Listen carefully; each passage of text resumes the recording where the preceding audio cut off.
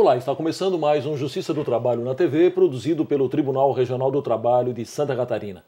Imagine que você esteja se divertindo numa festa e seu chefe liga para falar de trabalho. Péssimo, não? Pois saiba que isso poderá gerar pagamento de hora extra.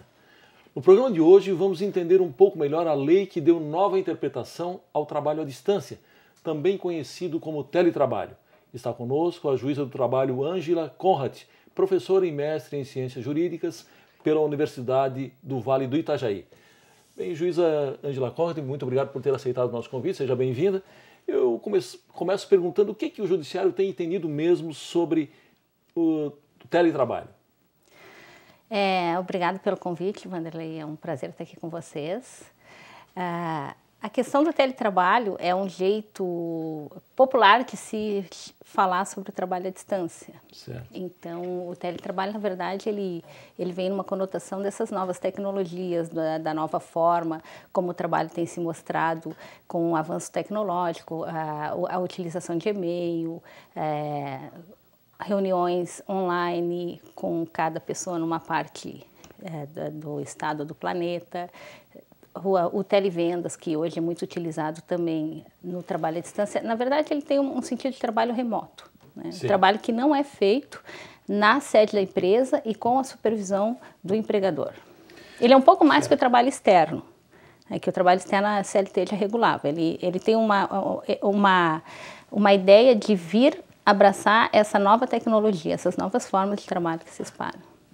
Tá certo. E eu gostaria que a senhora explicasse para o nosso público a diferença entre o regime de sobreaviso e a hora extra, inclusive em relação ao pagamento desses direitos. Tem uma importância especial essa questão do sobreaviso agora com o teletrabalho, porque o sobreaviso ele foi estruturado numa época em que ele veio com a lei dos ferroviários, né? Naquela época em que ainda a gente andava de trem e transportava as mercadorias de trem. Então havia efetivamente uma necessidade do empregador ter alguém para prestar aquela assistência se houvesse algum problema. Então tinha o regime de sobreaviso. O trabalhador que estava em sobreaviso ficava em casa aguardando. Ele não podia sair, seria quase o que é a prisão domiciliar, não pode sair de casa na época, porque na época não havia efetivamente os meios de comunicação que se tem hoje, né? Nem telefone, nem tecnologia celular, não havia a forma de se comunicar que não fosse essa. Se houvesse um problema, o trabalhador era buscado em casa e levado então para resolver. Com as novas tecnologias, o sobreaviso ganhou uma outra conotação, né? Porque efetivamente não há mais a necessidade da pessoa ficar em casa. Ela pode se deslocar, tem mais mobilidade de ir de um lugar para o outro, mas ainda assim ele se caracteriza por esse tempo que o empregado tem que ficar numa forma que ele possa ser contactado. Sim. Isso é o sobreaviso, que o empregador tenha acesso a ele para chamá-lo para o trabalho. A hora extra é o tempo de efetivo trabalho, é quando ele efetivamente trabalha. Então, o sobreaviso ele está numa situação em que ele não está trabalhando e também não está totalmente livre, porque ele tem que estar numa área de acesso. Mesmo as tecnologias mais modernas ainda enfrentam problemas de conexão em alguma parte ou outra, então, sem dúvida alguma, o sobreaviso ele restringe a possibilidade de deslocamento da pessoa, ao ponto da pessoa muitas vezes não poder sair da cidade, ter que estar num raio-x para poder atender uma emergência. Essa questão de estar à disposição é que caracteriza o sobreaviso.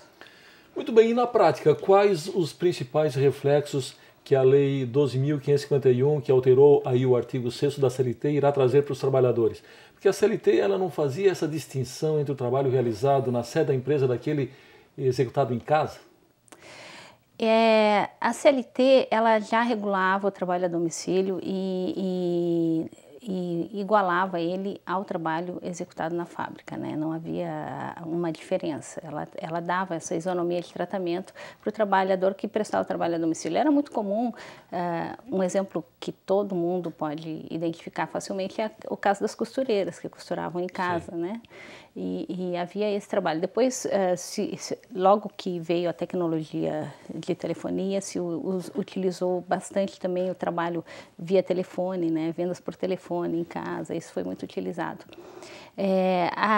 acho que o principal mérito dessa lei é vir trazer um pouco mais de clareza, porque efetivamente houve uma mudança tecnológica grande no mundo, na vida da gente e também no mundo do trabalho. E essa mudança tecnológica trouxe novos fatores de controle, de possibilidade de remotamente supervisionar o trabalho que efetivamente é feito, que antigamente não havia.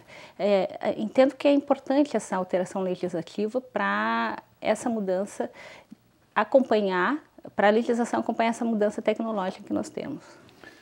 Muito bem, e a súmula 428 do TST, ela não considerava o uso do BIP, do pager, do celular pelo funcionário como um regime de sobreaviso. Com o artigo 6º da CLT, trazido agora essa mudança pela Lei 12.551, apareceram aí divergências de interpretação se essa súmula, se ela cairá ou não por terra. O que a senhora pensa a respeito? A divergência ela existe. E ela existe justamente porque assim, não tem como dizer que é a mesma coisa a questão do sobreaviso, que era aquela situação em que o empregado tinha que estar em casa, e a situação em que o empregado tem que estar em contato apenas e não necessariamente em casa. É diferente, é distinto, né? A possibilidade dele se deslocar é muito maior do que quando a lei do sobreaviso veio e simplesmente disciplinou que ele tinha que ficar em casa. Há uma diferença. Eu nunca apliquei a súmula 428, porque eu sempre entendi e entendo que esses meios de acesso ao empregado, eles restringem a liberdade de locomoção de uma forma ou outra.